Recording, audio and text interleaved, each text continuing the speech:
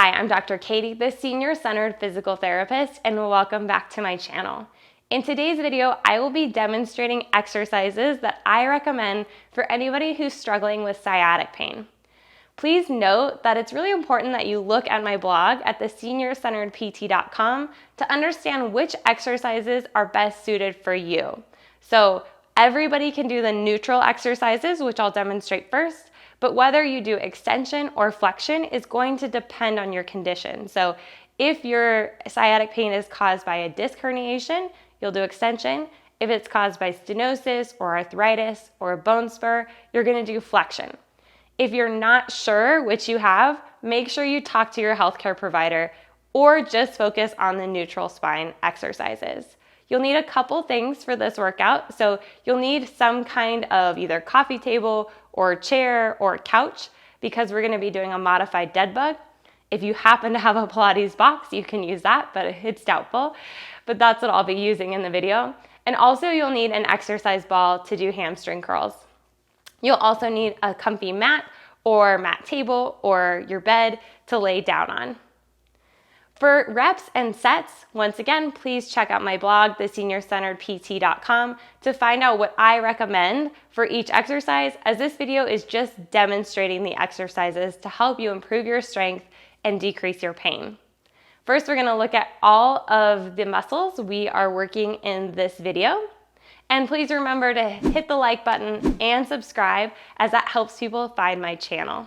Let's get started. With our neutral spine exercise, we're going to start looking at the abdominal muscles. So we're going to be turning on rectus abdominis, as well as transverse abdominis, which is our deep muscle in our abdomen, and then muscle of the spine, which is that erector spinae group that runs right along our spine.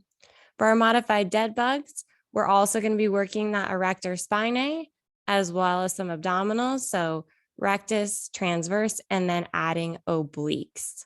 For our hamstring curls, we're going to be working hamstrings. So biceps femoris, as well as semitendinosus and semimembranosus, which is deeper to biceps femoris.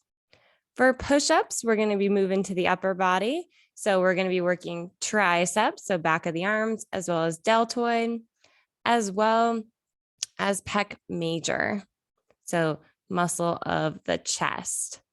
When we're looking at our extension exercises, we're going to do some bridges. So we're looking at our glutes here, as well as those hamstring muscles, and then erector spinae, as well as rectus abdominis.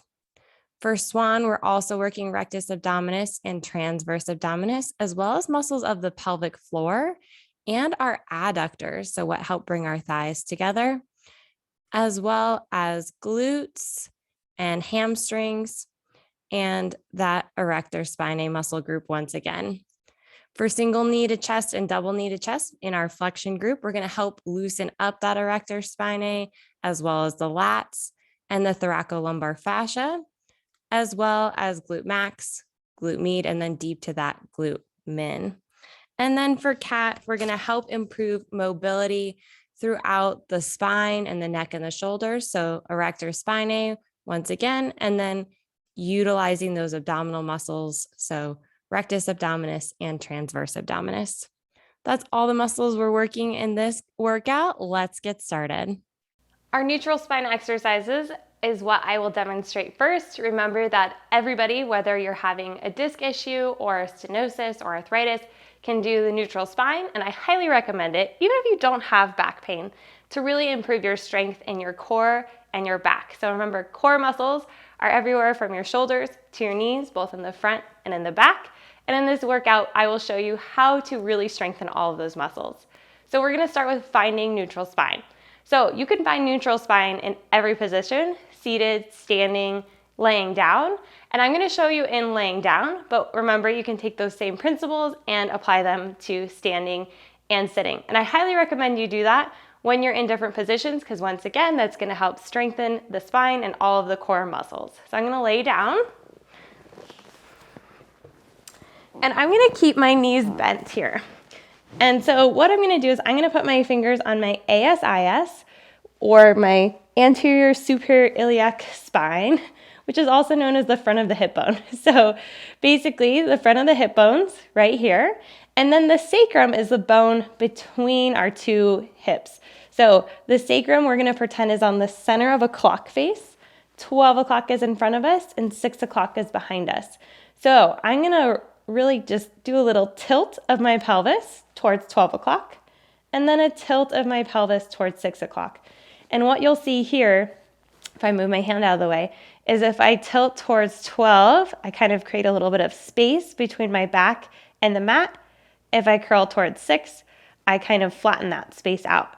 So what we don't want to do is we don't want to overly use our back to do it, and we don't want to overly muscle through our legs. So we really just want to allow for the pelvis to move.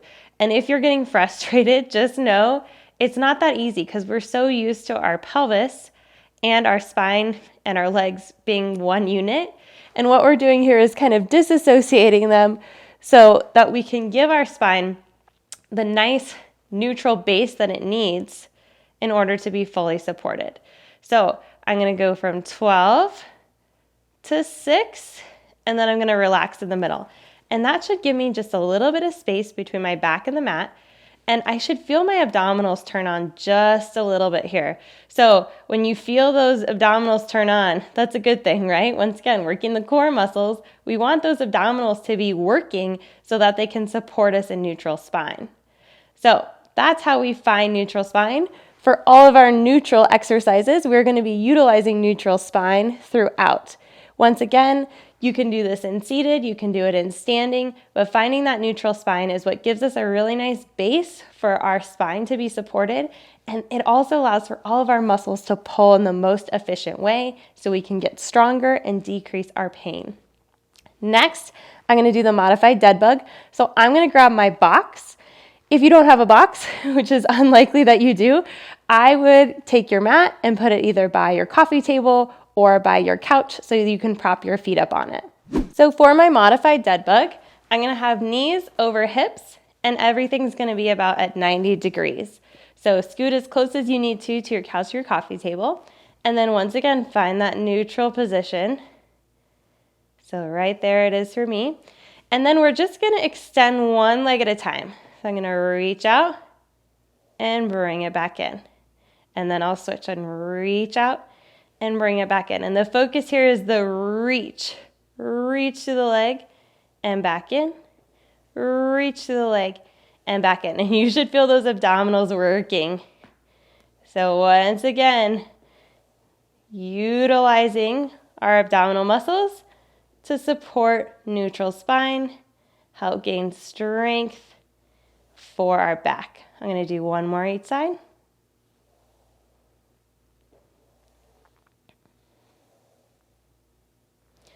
Next, we're gonna do our hamstring curls. So this is where you're gonna need your exercise ball. I'm gonna take my ball and I'm gonna put it underneath one foot and keep the other leg bent. And then I'm gonna find my neutral position, keeping that neutral spine the whole time. And then I'm gonna straighten out my leg. So I'm gonna keep that ball right underneath my heel. It might roll to the calf every once in a while, that's okay. But what I wanna do is find a connection between my heel and the ball. So I kind of dig my heel into the ball, and then I keep that connection as I pull it in towards my bottom and back and pull it in and back. So working the hamstrings. Once again, really important to have strong base, so strong hips and legs for those back muscles and the spine. A lot of times people can cramp too during hamstring work, and that's because our hamstrings tend to be underworked. And then when we say, hey, let's fire, they try to fire everything at once, so they cramp. So it's not that you're necessarily weak, it's that it's overworking. But this exercise tends to be fairly gentle for hamstrings, so it's a good place for people to start. I'm just gonna switch the ball to my other foot, do the same thing on that side. So I'm finding that connection, and I'm pulling it in and rolling it out. And I'm gonna refine that neutral spine because I lost it for a second. So once again, you'll still feel that belly. And I don't know if you can tell, but I want to straighten that leg all the way and pull it in as much as I can. And straighten and pull. Next, we're gonna do push-ups. So I'm gonna get the ball out of the way and I'm gonna roll onto all fours. So a reason I love push-ups is because they're so modifiable. So if this is too much pressure on the wrists or on the knees, you can stand and be against a countertop or even against a wall. So the less parallel you are with the floor, the less resistance you're gonna have and the less pressure on the wrists. So I'm gonna stay on all fours here and I'm gonna keep my knees on the mat as well. What I'm gonna do is I'm gonna open my collarbones, bring the tips of the shoulder blades together in the back, float my heart between my shoulder blades, and then keep my neck long. So I'm just looking down at the mat. And then I'm just gonna bend my elbows as if I were bowing, and then press back up. I'm keeping my elbows narrow, and I'm also not moving my spine. So I'm not shifting my weight back, I'm not rounding, I'm not extending, I'm just keeping neutral, which means my belly button is kind of floating up towards my spine in order to support it.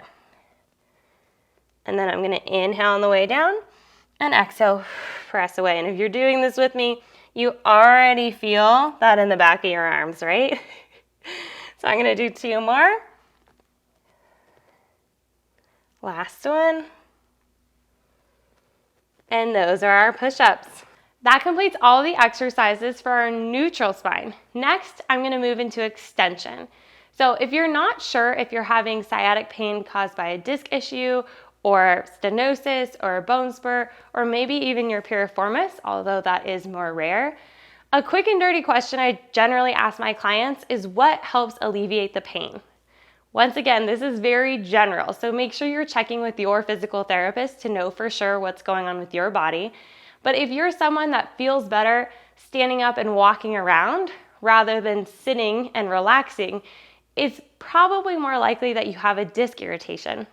If you, on the other hand, can't stand to stand around or walk for a long time, and sitting and even slouching sometimes helps you feel better, or you're at the grocery store and you lean against the cart and that helps you feel better, it's likely that you have more of that stenosis, arthritis, or bone spur. Once again, check with your medical professional before you do any exercise, but that's just kind of the quick and dirty way that I found that generally helps people know which issue they're dealing with. So for extension exercises, I'm gonna start with the bridge. So I'm gonna lay down on my back. My legs are gonna be bent. I'm gonna start in that neutral position. And then what we're gonna do is we're gonna lift our hips and spine up kind of as a unit. So instead of rolling through the spine, we're just lifting them up. I'm gonna keep my hands down by my sides, keep my chest nice and wide. We're not gonna wear our shoulders as earrings, right? And we're gonna take a nice deep breath. And then exhale, lift everything up. And think about reaching your knees over your toes. That's gonna help create length in the back. Big inhale, exhale, lower down. Think about getting long as you lower. Again, inhale, exhale, lift it up. Inhale at the top, exhale, bring it down. And I'm gonna do one more. Inhale, exhale, lift. Inhale, exhale, think about traction. So think about being pulled by your knees as you lower everything down, creating space in the back. So that's a really gentle form of extension. What we're gonna do next is a little more intense form of extension. Sometimes with extension exercises, what we're trying to do is the idea is that the disc is kind of squirted out a little bit, the jelly's kind of moved out of the donut, and we're not gonna be able to put the jelly back in the donut, but what we're doing is we're kind of closing down the space where it's squirted out, so it kind of decreases the tension that's on the nerves, and that's what's causing that irritation.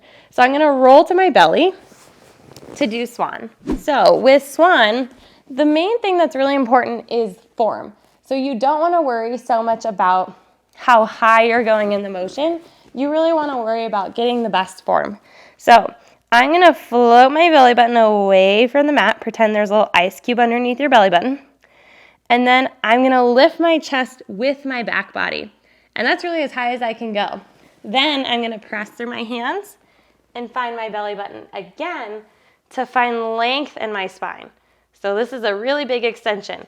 If this is the extension that you get, that's fine. You do not need to go as high as I can. Everybody's spine is gonna be different. We're gonna take a big breath in, And exhale, lower it down. And then we're gonna do the same thing again. So we're gonna float the belly button, lift the chest, and press it up. Big inhale, exhale, lower down. So the key here is refinding that belly button at the top. So I can show you what I can do because my spine's really flexible. If I do this incorrectly, I kind of can bend in half. And we don't really want that. It's not gonna be as helpful for creating the strength in our back. So when I float my belly button, lift my chest, and press, I find my belly button again. And you can see how that really creates more lift and it creates more length in my back. So once again, if you're down here, that's great. Just find that belly button again and lower down. That completes our extension exercises. So once again, if you're doing extension, remember to also do our neutral spine exercises. Next, I'm gonna show you the flexion exercises. So this is for people who have stenosis, arthritis, bone spur. We're gonna start laying on our back. The first exercise is single knee to chest. So as it sounds, we're gonna bring one knee in towards our chest. So notice that I'm grabbing behind my thigh rather than on top of my shin, because this is a lot of stress on the knee and this is happy knee. So we're keeping shoulders away from the ears, bringing the knee in towards the chest, and we're not keeping neutral. We're allowing that back to round, so we're flexing. So with flexion exercises, we're kind of opening the spine or opening the space that arthritis may have kind of encroached upon. So that's why it's more helpful for the arthritis or stenosis or bone spur. We're creating that extra space, that opening through rounding here. I'm gonna take a deep breath, set this leg down, and then I'll do the other side. And I do both sides even if your pain's only on one side, just to kind of, once again, create that space, allow for that relaxation. And putting that leg down. Next, we're gonna do double knee to chest, which is pretty self-explanatory once again, except I really want you to focus on bringing one leg up at a time, not just flailing both knees towards your chest. This is a lot nicer on the back to do it one at a time. So I'm just gonna find that little ball sensation, allow for myself to be in flexion, big inhale, and exhale, putting one leg down, and then the other. The last exercise we're gonna do is cat, so I'm gonna roll onto all fours. So if you've ever done yoga or Pilates, you've probably heard of cat-cow or cat-camel. Well, this is that exercise, but we're just gonna do one part of it. We're just doing the cat. So I'm gonna start in neutral spine, but then I'm gonna let my tail be heavy, so it's gonna kind of tuck, and then my belly's gonna scoop. I'm gonna look at my belly button, let my head be heavy, find that nice flexion, and then I'm gonna inhale back to neutral. So normally you would go into an extension if you're doing cat-cow, but we just wanna go to neutral. So we're gonna let the tail be heavy, let the tail lead the motion, scoop into the belly. As we exhale, exhale promotes flexion, and then inhale back to neutral. And one more.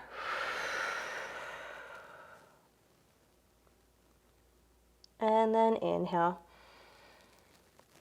Nice work. That completes all of the exercises from neutral, extension to flexion. Once again, check with your provider to know which exercises are best and most effective for you.